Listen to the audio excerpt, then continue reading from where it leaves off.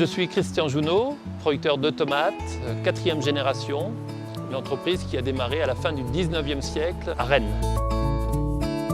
Alors là, nous sommes en plein cœur d'une serre de tomates cerises. La tomate cerise, elle est supérieure en goût théoriquement aux plus gros fruits. C'est logique, c'est petit, c'est concentré. Mais d'une bonne variété, vous pouvez l'améliorer ou la dégrader. Donc c'est là que le savoir-faire du producteur intervient.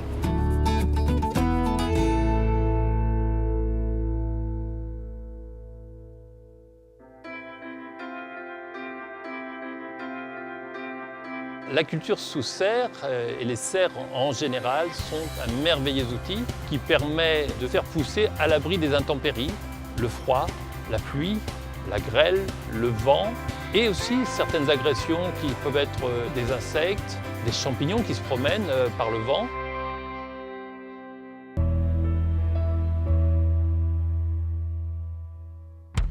L'arrosage est un élément extrêmement important de la réussite d'une culture. C'est lui qui va déterminer à la fois la qualité des fruits, mais aussi le développement de la plante. Pour faire simple, si vous arrosez plus que la moyenne, vous allez avoir une tomate qui aura plus goût d'eau. Si au contraire vous êtes sur la retenue, la plante va se bonifier, le goût sera parfait.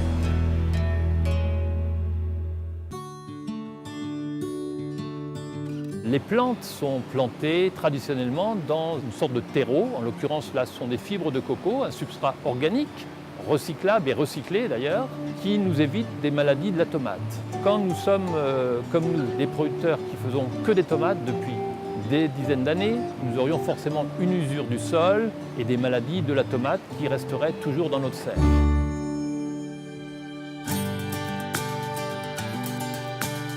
Le goût est proportionnel au degré de maturité de la tomate.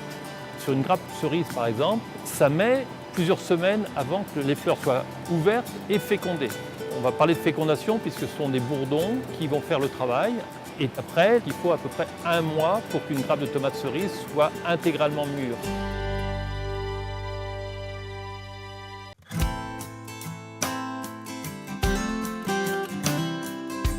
Dans une serre, on peut se permettre d'utiliser des auxiliaires biologiques pour maîtriser les flux d'insectes. Il faut savoir que les insectes sont des agresseurs, la plupart du temps, qui nous arrivent de l'extérieur, surtout à la belle saison, les fenêtres sont ouvertes. Et là, on va avoir les premiers vols de pucerons, des mouches blanches qui vont arriver. Donc la bonne solution, c'est de les contrer avec leurs prédateurs naturels qui, bien sûr, existent dans la nature. On est dans un équilibre. Et cet équilibre, il va être acquis grâce à de la surveillance intensive, de la détection.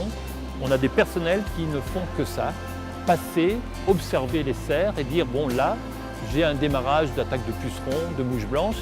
Mes prédateurs, je vais les mettre dans cet endroit de la serre et pas dans tel autre puisque c'est là que ça se passe.